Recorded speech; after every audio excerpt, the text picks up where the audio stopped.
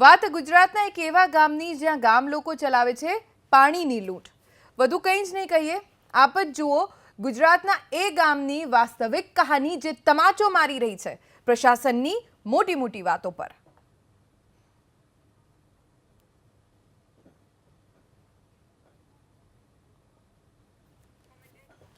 ચલો પેકેજ આપને બતાવીશું, પણ પહેલા વાત એ ગામની કરીશું જ્યાં ગામ લોકો પાણી માટે લૂંટ ચલાવે છે અને ટેન્કર રાજ અહીંયા શરૂ થઈ ગયું છે। આ ગામની પૂર્વ ભૂમિકા આપને કહી દઉં। આ ગામમાં સવારથી લોકો તમામ કામ છોડીને પાણી માટે લાઈન લગાવે છે। શું સ્થિતિ છે, કયું છે આ ગામ, આવો જોઈએ।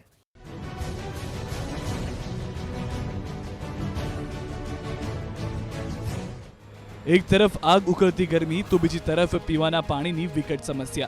एक तरफ धूळनी डमरी तो बीजी तरफ छे खुल्लू रण। बस आज छे पाटण जिल्लानो सातलपुर तालुकानी कड़वी वास्तविकता।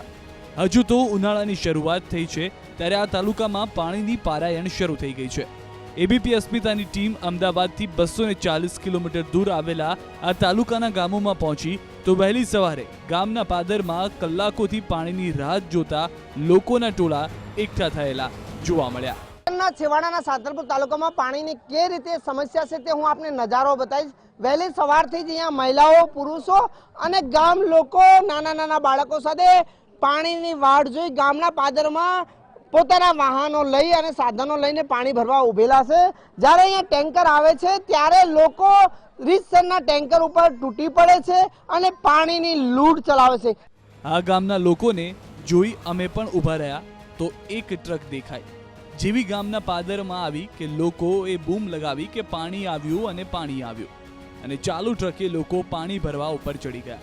ન તો તેમને અકસ્માતનો ડર લાગ્યો કે ન જીવ જવાનો। जरा जुओ कई रीते लोको पाणी माटे पड़ापड़ी करी रह्या छे। पाणीनी तो आम जो हेरणगतिनो पार नथी, नर्मदामां मेलो ने तो ज अमारे અહીંયા કાશ મટે નકા નથી મટવાની। आ एक गामनी समस्या नथी, आवा 21 गामो छे ज्यां पाणीनी चिंता ग्रामजनोने सतावी रही छे।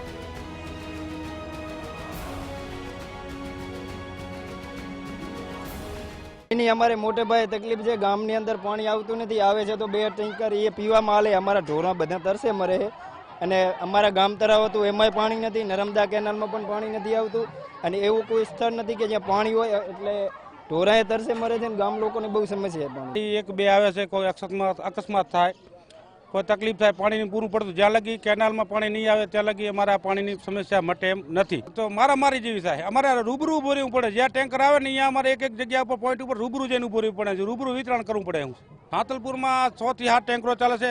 અમારે જૂથ પંચાયત છે સાંતલપુર, કલ્યાણપુરા, રણમલપુરા, સોર વિસ્તાર, ખીમાસર, લખાસર, નાની મોટી વાંઢામાં પણ પૂરેપૂરો અમારા ચોરા આખા વિસ્તારમાં પાણીની સમસ્યા છે।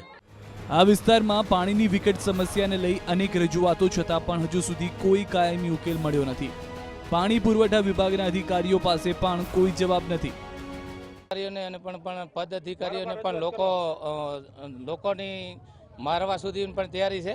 એટલે પાણી સાંતલપુર તાલુકામાં જો નર્મદા કેનાલમાં છોડવાનું એકવારમાં આવે અને આપણે નર્મદા કેનાલના અધિકારીને પણ રજૂઆત કરી છે અને સરકારમાં પણ નીતિનભાઈને અને અમારા જે પ્રભારી છે વાસણભાઈને રજૂઆત કરવામાં આવી છે। જો કે જે પાણી પુરવઠાના અધિકારી છે રાધનપુર શાખાના અધિકારી પાસે જ્યારે અમે સંપર્ક કરવાનો કોશિશ કર્યો તો કેમેરા સામે કાંઈ પણ કહેવા તૈયાર ન થયા।